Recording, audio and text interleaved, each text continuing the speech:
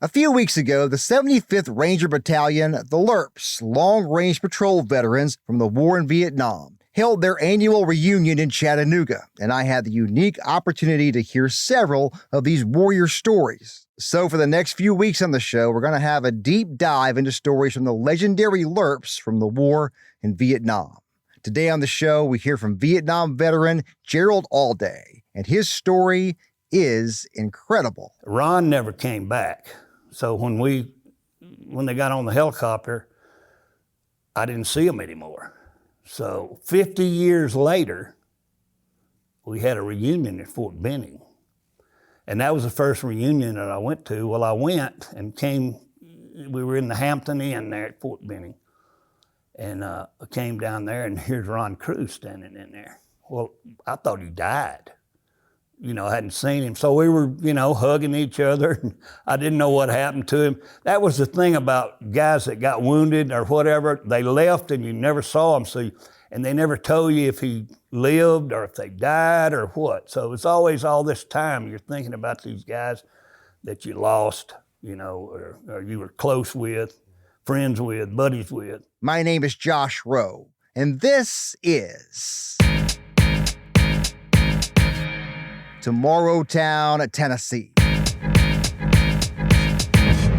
Just tell me your story. Well, my story is I went to junior college and got out that summer, first year in the junior college, got out, and I got drafted. Had a draft notice, so I got drafted. That was in 1968, June.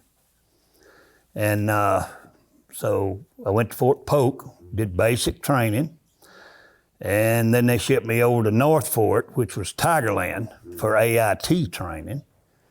And anyway, I made it through all that, and then went home for a leave before I had orders for Vietnam. And then I flew to Vietnam.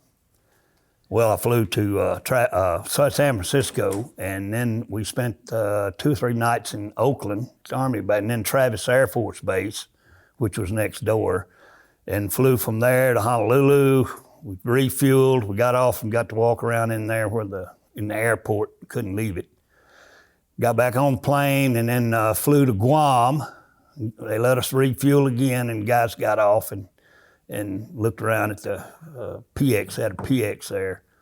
And then we left there and flew to Bien Hoa, to Air Force Base in Vietnam. And when we left the States, it was cool. It was raining and in the 60s. And we walked off the plane, it must have been 105, and the humidity, it was just like stifling. So, and I'm from the South, so I'm from Mississippi and was born and raised there, and I was used to all the humidity, but a lot of the guys that were from Chicago and New Jersey, and they were like dying.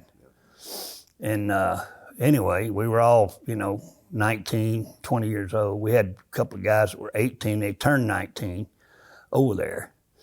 But then we rode a bus to Long Bend, and we stayed there, I don't know, maybe a week. Every day they would call out names. You made a formation, you call out names, and they assigned you to what division you were going to. And one day they called me and a couple of guys, and we were going to the 1st Infantry Division. So they took us over to the airport, and we flew to Zion, which was supposedly the headquarters of the 1st Infantry Division. And we were there probably 2 or 3 days. We had formations every morning, and then they were assigning you to the brigades or battalions or the companies that you were going to go to in the 1st Infantry Division. But the sergeant came out one morning and he said, how many of you guys here had AIT at Fort Polk in Tigerland? So we're all, it's 3 of us. You guys fall out over here. And so we all fell out, and he dismissed everybody else. And so we got on a Jeep, and they took us with our duffel bags to the airport, and we got on one of those C-130s planes, and we flew from there to Lac.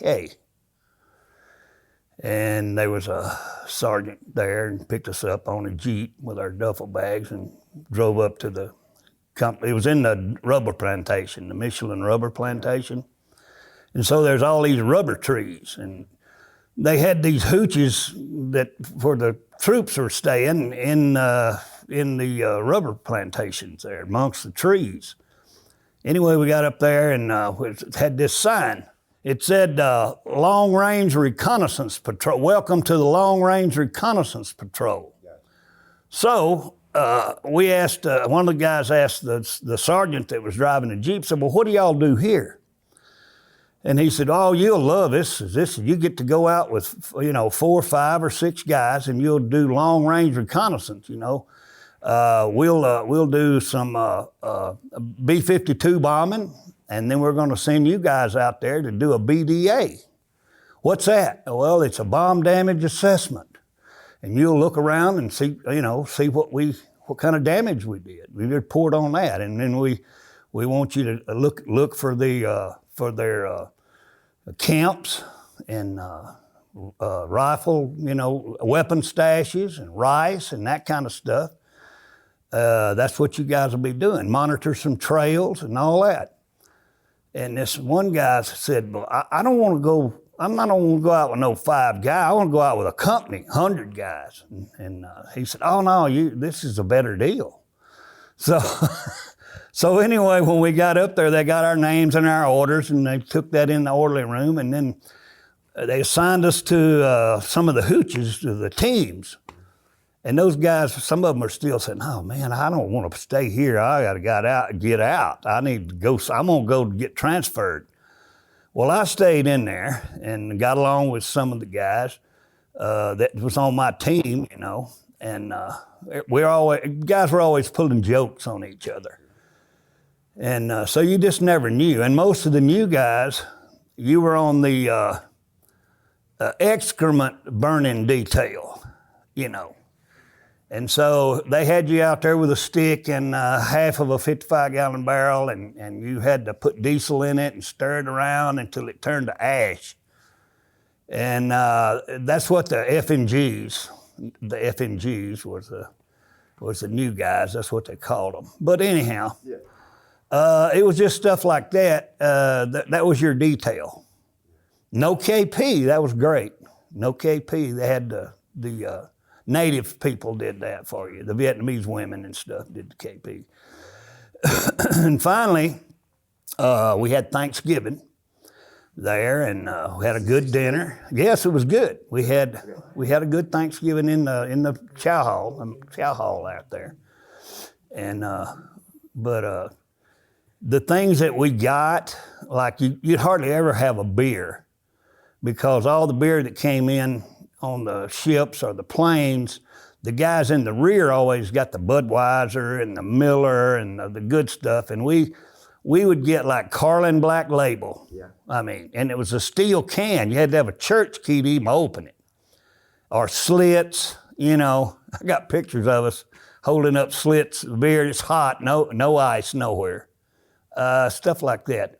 But our first mission, I won't never forget that. The first mission we went out on, we had his wife's over here, but anyway, Ron Cruz got ambushed, and Ron Cruz got wounded, and we had a guy that got killed. Now, this is my very first time even going out. I was rear security. They put me on rear security. And so, I grew up working, hunting in the woods and all that kind of stuff, sneaking around and squirrel hunting and all that. So I wasn't, of course, the jungle's different, but anyway, we had 2 guys wounded and 1 guy killed.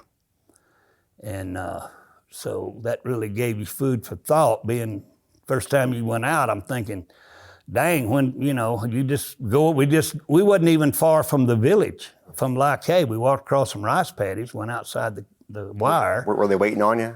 Well, these people were in the rice paddies with their little, cone hats, and they're working the rice. They knew that was down there in the woods. I guarantee they knew.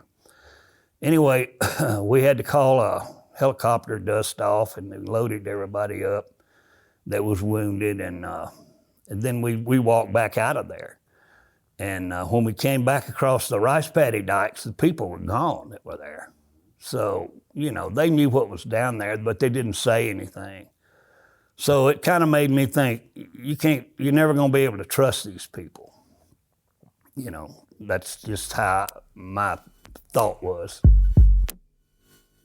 I never saw Ron or the other guys anymore.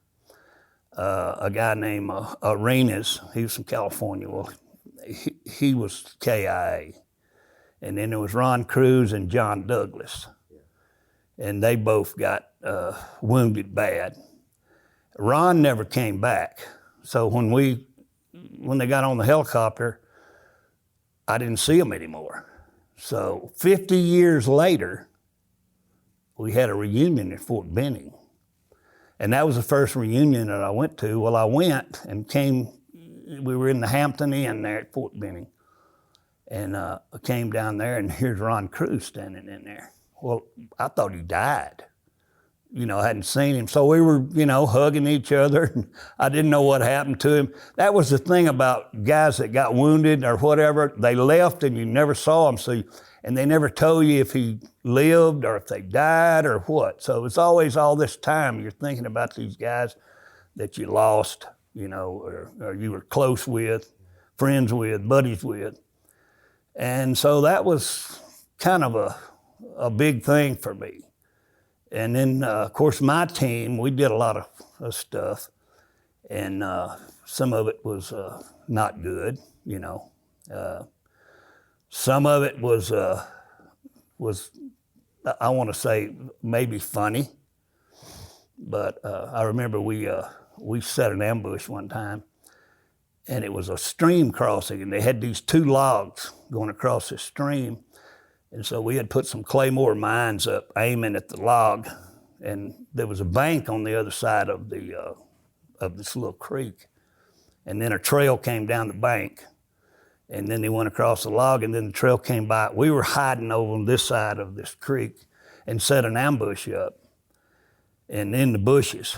And so it rained all that night, and then that rain was cold. And so the next morning, you had to stay awake at night. We didn't know if somebody would come down that trail or what. We took turns, 2-hour deal.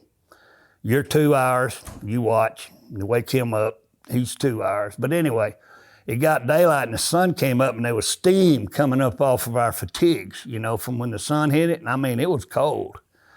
And all of a sudden, we see these NVA on the other side of they came on the trail on that bank over there, and then they came down the bank, and they had RPGs and a bunch of rucksacks and some AKs and stuff, and they sat down on the bank over there. They didn't come across the logs, and one of them, he climbed up in this tree over there, all the way up in the top, and he had his legs wrapped around the tree, and he had some binoculars. And so he's got his binoculars out, and he's looking over behind us. There were some rice paddies way behind this little patch of jungle we were at. And all of a sudden, and everybody's down there saying, let me shoot him. And everybody was going, let me shoot that guy, I want to shoot him. And they wasn't even thinking about all the rest of them sitting over there, opening their packs up or eating rice or whatever they had to snack on. But everybody was wanting to shoot this guy in the tree. And finally, the guy in the tree, he's looking, and finally he looks down, and he sees us down in the bushes, and then all of a sudden everybody shoots, and they blow the ambush, the claymore mines. It's just big clouds of white smoke and dirt and all that. The guy falls out of the tree and falls in the creek. And we all run up and run out there. And there's nobody on the other side, not a single person. All their stuff's left there. And we don't know where, because the Claymore mine's got like 600 or 700 steel balls in it, like ball bearings. And I think there was like 4 claymores aimed at that log and then at that bank. Nothing. We even went up the bank and looked all up and down the trail up there, no blood, nothing. No, we didn't find anything. So we got back and the guy was in the creek, they got his Ho Chi Minh sandals had came off. You know, they're made out of car tires. They're like flip-flops. Anyway, somebody wanted those for a souvenir, and we went through their packs. And what they had in there were stethoscopes from Brooklyn, New York, all kind of bandages and stuff from Johnson & Johnson. They had all kind of medical stuff in there. And that was crazy. I mean, it was stuff made in America, but it was in the NVA's packs. And I was, you know, you're thinking, who's supporting these guys? Somebody's sending, how do they get this? You'd think it would be Chinese or Russian stuff. Anyway, they brought all that stuff back, plus their weapons, and we turned all that in. And it was, that was something that was, you know, it don't happen all the time. But that was interesting. Of course, you got to remember, we're all like 19-year-old kids. It's like a camp out or a, you know, and you don't realize how close you come to certain times that it might be your time. A big thank you to Vietnam War LRP Gerald Allday, and I'll have the rest of this conversation next time on